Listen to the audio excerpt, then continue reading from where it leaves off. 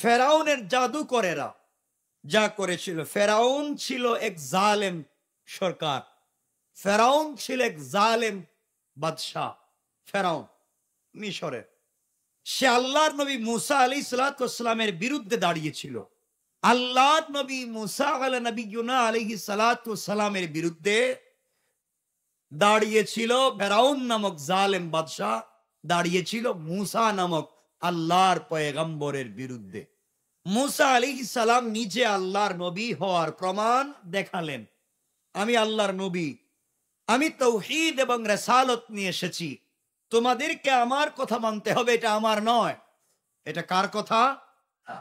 কিন্তু সে ফেরাউন মুসার সব কথাকে জাদু বলে উড়িয়ে দিল। কি বলে? জাদু, এগুলা জাদু। এই বলে উড়িয়ে দিয়ে নবী মুসা আলাইহিস সালামের মোকাবেলা করবার জন্য দেশ এবং বিদেশ থেকে দীর্ঘদিনের অভিজ্ঞতা সম্পন্ন জাদুকরদেরকে মুসার বিরুদ্ধে দাঁড় করালো। মুসা হুকুম মানতেছেন কার? আদেশ মানতেছেন কার? পয়গম্বর কার? মুসা আল্লাহর কথা বলছেন, আর ফেরাউন বাদশাহ সে মুসার বিরুদ্ধে দাঁড়িয়ে গেল। মুসাকে আটকাবার জন্যে, মুসাকে নষ্ট করবার জন্যে, মুসার বিরোধিতা করবার জন্যে দেশ বিদেশ থেকে অভিজ্ঞ জাদুকরদেরকে দাঁড় করলো মুসা। এক পর্যায়ে মুসার সামনে যখন জাদুকরেরা দাঁড়ালো, কার সামনে? বিভিন্ন ঘটনা আছে, আপনারা জানেন। সাপ নিয়েও মুসার সামনে দাঁড়িয়েছিল জাদুকরেরা। আল্লাহর পয়গম্বর মুসা আলাইহিস সালামকে আল্লাহ নির্দেশ করলেন, মুসা হাতের লাঠিটা ছেড়ে দেও। মুসা হাতের লাঠি ছেড়ে দিলেন, বিষাক্ত এক সাপে রূপান্তরিত হলো। মুসার জাদুকরেরা যত সাপ দিয়েছিল, ফেরাউনের জাদুকরেরা যত সাপ দিয়েছিল, মুসার লাঠি নামক সাপ সবগুলা ফেরাউনের সাপকে খেয়ে ফেলবে। আল্লাহু আকবার বললেন না? জোরে বলেন না আল্লাহু আকবার। যেন মনে রাখবেন, আল্লাহ যার পক্ষে থাকেন সে আর যাই হোক আজ না হয় কাল জিতবেই ইনশাল্লাহ। বলেন ইসলামের পক্ষে থাকুন, সত্যের পক্ষে থাকুন। কারো ব্যক্তির প্ররোচনায়, কারো ব্যক্তির গোষ্ঠীর জাতির কথায় বিভ্রান্ত হয়ে অন্যায় কাজে সহযোগিতা করবেন না, কারণ ইসলাম আজীবন জিতবেই। ইসলাম প্রতিষ্ঠিত হয়েছিল বিজয়ের মাধ্যমে, কিয়ামত অবধি ইসলাম বিজয়ী থাকবে, হয়তো আপনাকে নিয়ে, না হয় আপনাকে ছাড়া। ঠিক না? আপনাকে নিয়ে আর না হয় আপনাকে ছাড়া, কিন্তু আপনি ইসলাম ছাড়া কোনোদিন বিজয় অর্জন করতে পারবেন? পরিষ্কার? ফেরাউন যা দেশ সব ধ্বংস হয়ে যায়। তখন তার রাগ গুসা একত্রিত হলো মুসাকে আটকাবার জন্য। আমাদের দুনিয়া দেখেন না, একজন ব্যক্তি হু হু করে যদি সামনের দিকে যায়, তখন পিছনে সবাই এর টাইনা ধরে। নাই এগুলো এলাকায় নাই? আপনার এলাকার একটা ছেলে খুব আগের দিকে যাচ্ছে, খুব ভালো একটা জায়গায় যাচ্ছে, এলাকার মোড়ল যারা 200-500 টাকায় বিক্রি হয়ে যায়, তারা দেখবেন এর লঙ্গি টাইনা ধরছে, এর উপরে উঠতে আর দিবে না। এর যা বদনাম আছে এলাকার সবের পিছনে লাগাই দিব। এগুলা আছে না নাই? কিন্তু মনে রাখবেন, আল্লাহ যদি কাউকে কান ধরে উপর দিকে উঠাতে চায়, ওরা দুনিয়ার কোনে 200 কোটি মানুষ নয়, 800 কোটি মানুষ যদি একসাথে পা ধরে টানে, এর নিচে নামানো যাবে? আওয়াজ করে বলেন যাবে? ফেরাউন দেখলো বিপদ তো কঠিন। এক পর্যায়ে জাদুকরেরা দেখলো আমরা যাই দেই, ফেরা মুসার হাতে যে লাঠি দেখলাম, লাঠি তো খায় ফেলায়। তারা বুঝতে পেরেছে মুসা সাধারণ জাদুকর না, মুসাকে শক্তি দিয়েছেন কে? আর আল্লাহর শক্তির সামনে কোনো কিছু চলে? ক্ষমতা চলে? পাওয়ার চলে? সমস্ত জাদুকরেরা মুসা আলাইহিস সালামের কর্মকাণ্ড দেখে সবাই জাদু ফালাইয়া একসাথে কালিমা পড়ে মুসলমান। ফেরাউন দেখলো এখন তো আমার সব সর্বনাশ, আরো রুষ্ট হয়ে গেল, কঠিন হয়ে গেল, এবং সিদ্ধান্ত নিল যাদেরকে আমি টাকা দিয়ে পয়সা দিয়ে পুষে লালন পালন করেছি, আজকে তারা মুসার আল্লাহকে গ্রহণ করে আমাকে বাদ দিয়েছে, এদেরকে শাস্তি দেওয়া লাগবে। কি দেওয়া লাগবে? আপনারা কথা বলছেন নাকি? কার হুকুম মানার অপরাধ? সৃষ্টির হুকুম বাদ দিয়ে স্রষ্টার হুকুম মানার অপরাধে ফেরাউন এখন শাস্তি দিচ্ছে, হাত পা কেটে দাও। সবার হাত পা কেটে দিয়ে খেজুর গাছের কাণ্ডে ঝুলিয়ে শুলিবিদ্ধ করে এদেরকে হত্যা করো। নাউজুবিল্লাহ বললেন। জাদুকরেরা দেখলো এতদিন ফেরাউনকে মানছি, আমাদেরকে কত কিছু দিল, আর আজকে আল্লাহকে মানার সাথে সাথে ফেরাউন আমাদের বিরুদ্ধে চলে গেল। ফেরাউন আমাদেরকে শুলিবিদ্ধ করে হাত পা কেটে মারতে চায়। এখন যদি তার কথা মানি আমাদেরকে ছেড়ে দিবে, আর তার কথা মানলে আল্লাহকে ছেড়ে দিতে হবে। আল্লাহকে ছেড়ে দিয়ে ফেরাউনকে মানলে সাময়িক শান্তি পাবো, কিয়ামতের দিন থেকে জান্নাতে আর যাওয়া যাবে না। এখন কি করা যায়? তারা সিদ্ধান্ত নিয়ে বলেন, কালু লা দাইরা ইন্না ইলা রাব্বিনা মুনকালিবুন। তারা বললেন তাতে কোনো ক্ষতি নাই, আমরা আমাদের স্রষ্টার কাছে ফিরে যাব। আপনি আমাদেরকে শুলিবিদ্ধ করে হত্যা করবেন, মেরে ফেলেন, এরপরেও আমরা স্রষ্টাকে বাদ দিয়া সৃষ্টিকে আর মানব না। আজকে থেকে আমরা আল্লাহকে মানলাম। 1-2 মিনিট শুলিতে চড়ালে কষ্ট হবে, 1-2 মিনিট 10-15 মিনিটের কষ্ট আমরা মেনে নিব, আর অনন্তকাল জাহান্নাম থেকে বেঁচে যাব। সুবহানাল্লাহ বলেন। আপনি আমি 1-2 মিনিটের শান্তির জন্য 2-4-500 টাকার জন্য সত্যরে মিথ্যা, মিথ্যারে সত্য বানায়া দেই, কিয়ামতের দিন কি জবাব দিবে? কি জবাব দিবেন? এজন্য যেখানেই দেখবেন অন্যায়, যেখানেই নিমক হারামি, যেখানেই দেখবেন জুলুম হকের বিপক্ষে পৌঁছে গিয়েছে, নিজে কিচ্ছু জানে না, নিজে এই চেয়ারের যোগ্য নয়, নিজেই অফিসে বসার যোগ্য নয়, যখন সেখানে বসে এই চেয়ারে বসে অধিকার খাটাতে চায়, মনে রাখবেন এই পৃথিবীতে রাসূল পাক বলেছেন কিয়ামতের আলামত হচ্ছে বড় বড় জায়গায়, মসজিদ এবং মাদ্রাসার জায়গায় দায়িত্বশীল হয়ে বসে যাবে কিয়ামতের আগে হারামজাদা অবৈধ সন্তানের। ঠিক কিনা বলেন? কার কথা? আল্লাহর রাসূলের কথা। কিয়ামতের আলামত। তারা বুঝতে পারল আল্লাহকে সেজদা, যে আল্লাহকে সেজদা না করলে তার দেওয়া শাস্তি ভোগ করতে হবে দুজকে, জাহান্নামে গিয়ে অনন্তকাল। আর ফেরাউন নামক বাদশার হুকুম না মানলে শুলিবিদ্ধ হয়ে বড় জোর কয়েক সেকেন্ড, কয়েক মিনিট কষ্ট করে মরে যাব। এই কয়েক মিনিট কষ্ট করে মরে যাই, আজীবন জাহান্নাম থেকে বেঁচে যাই। এখন এখান থেকে কি ঘটনাই বুঝলাম না? আমরা এতটুকুন বুঝলাম যে আমরা দুনিয়ার মানুষের অন্যায় হুকুম মানতে গিয়ে যদি আল্লাহকে অসন্তুষ্ট করি, দুনিয়াও নাই আখেরাতও নাই। আর দুনিয়ায় যদি কারো হুকুম বাদ দিয়ে আল্লাহকে ভয় করে বসে থাকি, দুনিয়ায় সাময়িক কষ্ট হলেও আমাদের পক্ষে থাকবেন কে? এক পর্যায়ে তাদেরকে জোর করে শুলিবিদ্ধ করে হত্যা করা হলো, কিন্তু তারা আল্লাহ বাদ দিয়ে কোন সৃষ্টির হুকুম মানতে রাজি হলেন না। কিন্তু কথা হচ্ছে এই দুনিয়ার জমিনে, দুনিয়ার মধ্যে ফিতনা যত তৈরি হয়, সকল ফিতনা এই দুনিয়ার জমিনে তৈরি হয় লোভ আর লালসার মাধ্যমে। লোভ আর লালসা, দুনিয়ার প্রতি লোভ, দুনিয়ার লালসা, নারীর প্রতি লোভ, এই সমস্ত আমাদেরকে ধ্বংস করে ফেলে। কেমনে ধ্বংস করে ফেলে? আমরা আজকে টাকা পাইলে মুঠ করে হাতে নিয়ে আনি, মুষ্টিবদ্ধ করে, হালাল না হারাম দেখতে চাই না। একজন আমাদেরকে টাকা দিলে মুখ বন্ধ হয়ে যায়, সত্য কথা বলা বাদ দিয়ে দেয়। মনে রাখবেন জবান দিয়েছিলেন আল্লাহ, আপনি সত্য বন্ধ করে দিয়েছেন, জবাব দিবেন আল্লাহর কাছে। ঠিক না? আমার মুসলমান বন্ধুগণ, গভীর মনোযোগ, এবার কথাগুলা দিল দিয়ে শুনেন কি বলতে চাই।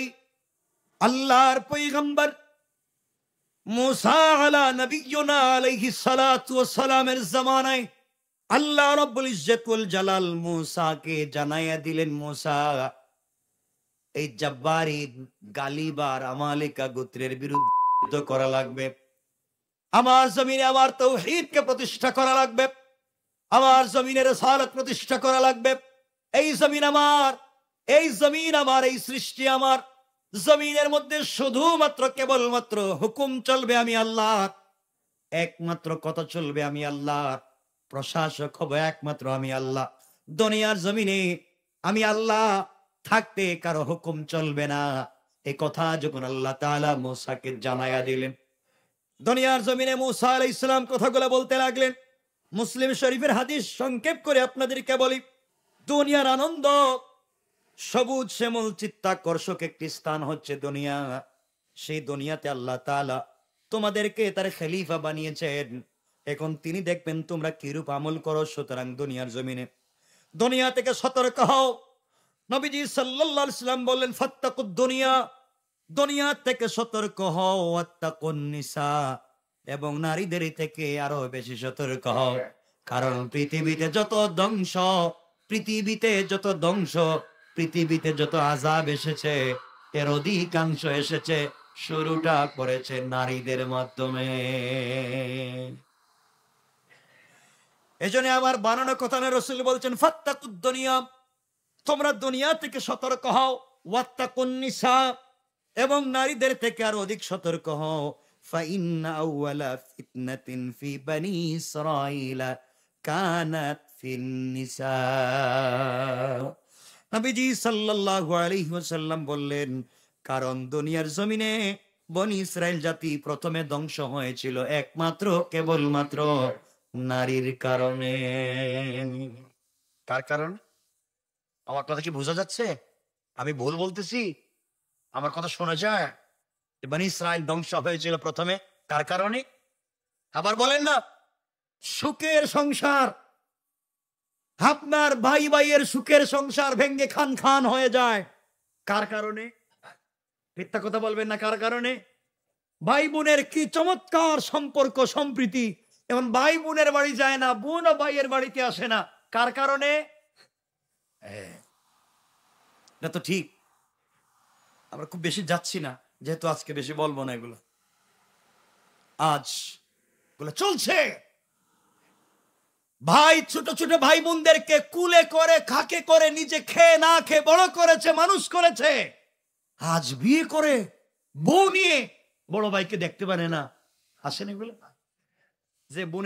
যে বোনের কুলে প্রস্রাব করে বড় হইলো, সেই বোনকে দেখতেই পারে না। বোন তুই আমার বাড়িতে আসবি না, তোর কিচ্ছু এখানে নাই। এগুলো বলার মতো লোক নাই। আপনারা মনে হইতে জান্নাতে আছেন নাকি? তা এগুলো দুনিয়া নাই। আপনাদের জানাশোনার ভিতরে পড়তেছে না, আমার জানাশোনার ভিতরে পড়তেছে। এই জন্য আমি জেনে শুনে বলতেছি। এগুলো আছে না নাই? আছে। আমার বন্ধুগণ, এক পর্যায়ে কেমনে ঘটনা ঘটলো সংক্ষেপের দিকে আপনাদেরকে নিয়ে যাই। নারীর দিক থেকে পুরুষদেরকে আকর্ষণ করার জন্য বহুত ধরনের জাল বিচ্ছে দেওয়া হয়। জালে পা দিয়ে পুরুষেরা ধ্বংস হয়ে যায়, পৃথিবীটাও ধ্বংস হয়ে যায়। কেমনে আপনাদেরকে ছোট করে সামনের দিকে নিয়ে যাই। বনি ইসরাইল জাতির একজন উচ্চ মর্যাদা সম্পন্ন পয়গম্বরের নাম মুসা আলাইহিস সালাতু ওয়াস সালাম। তার জামানায় একজন বড় বুজুর্গ ছিলেন, আল্লাহর ওলি। কি ছিলেন? বুজুর্গ ছিলেন, আল্লাহর ওলি, যার নাম বালআম ইবনে বাউর। আমি ঘটনা বলবো না, শুধুমাত্র তার সামনের দিকে কথাগুলো আপনাদেরকে বুঝিয়ে দিতে চাই। বালআম ইবনে বাউর একজন বুজুর্গ মানুষ। এত বড় বুজুর্গ, তিনি ছিলেন মুস্তাজাবুদ দাওয়া। সে ইসমে আজম জানত। ইসমে আজমের মাধ্যমে দুটো হাত উপর দিকে উঠাই আল্লাহর কাছে যা বলতো, হাত নামাবার আগে আগে আল্লাহ তাআলা বালআমের সব দোয়াকে কবুল করে নিতে, সব কবুল হয়ে যায়। এত বড় বুজুর্গ, এত বড় আল্লাহর ওলি, হাত উঠালে সব দোয়া কবুল। বালআম ইবনে বাউর সাধারণ মানুষ। কথা বলছেন না কেন? কত বড় বুজুর্গ, ইসমে আজম জানে হাত উঠালে দোয়া কবুল হয়ে যায়। ঘটনা কোন জায়গা থেকে শুরু হলো? হযরতে মুসা আলাইহিস সালাতু ওয়াস সালামকে আল্লাহ তাআলা হুকুম করলেন, মুসা, জব্বার জাতির বিরুদ্ধে যুদ্ধ করতে সিরিয়ার দিকে তুমি অন্তর্গত বনি কেনান নামক স্থানে যাও। বনি কেনান নামক স্থানে যাও, সিরিয়ার দিকে যাও। জব্বার অর্থাৎ আমালিকা, আমরা যাদেরকে চিনি আজকালকে গালিবার নামে, তাদের বিরুদ্ধে যুদ্ধ করবার জন্য তোমরা যাও। এরা এত বড় মানুষ ছিল, এদের হাত থেকে পা থেকে উপর দিকে বেয়ে বেয়ে উঠা যেত। এত বড় মানুষ ছিল এরা। এদের বিরুদ্ধে মুসা আলাইহিস সালাতু ওয়াস সালামকে আল্লাহ তাআলা বললেন, যাও এদের বিরুদ্ধে তুমি যুদ্ধ করো, পাঠিয়ে দিলেন। আল্লাহ কেমনে বললেন? আবার আল্লাহ বলেন ইয়া কওমি দুখুলুল আরদাল মুকদ্দাসাতাল্লাতী কাতাবাল্লাহু লাকুম ওয়ালা তারতাদ্দু আলা আদবারিকুম ফাতানকালিবু خاسرين قال يا موسى إن فيها قوما جبارين وإنا لن ندخلها حتى يخرجوا منها فإن يخرجوا منها فإنا داخلون আল্লাহ রব্বুল ইজ্জত ওয়াল জালাল বললেন, হে আমার মুসা বললেন, হে আমার সম্প্রদায়, আল্লাহ তোমাদের জন্য পবিত্র ভূমি নির্দিষ্ট করে দিয়েছেন, তাতে তোমরা প্রবেশ করো এবং পিছনে হটবে না, পিছনের দিকে যাবে না, তাহলে ক্ষতিগ্রস্ত হয়ে পড়বে। ওরা মুসা আলাইহিস সালামকে বলতে লাগলো, বনি ইসরাইল বলতে লাগলো, সেখানে এক দুর্দান্ত জাতি আছে যাদের নাম জব্বার আমালিকা, এই সম্প্রদায়ের বিরুদ্ধে আমরা যুদ্ধ করতে পারবে না, এরা বের না হওয়া পর্যন্ত তাদের সঙ্গে আমরা যুদ্ধ করতে পারবো না, তারা সেই স্থান থেকে বাহিরে হয়ে গেলেই শুধু আমরা প্রবেশ করব। মুসা আলাইহিস সালাম জব্বার জাতির বিরুদ্ধে যুদ্ধ করতে বনি ইসরাইলের কিছু লোক নিয়ে সিরিয়ার অন্তর্গত বনি কেনান নামক স্থানে তাবু ফেললেন, যুদ্ধ করবেন।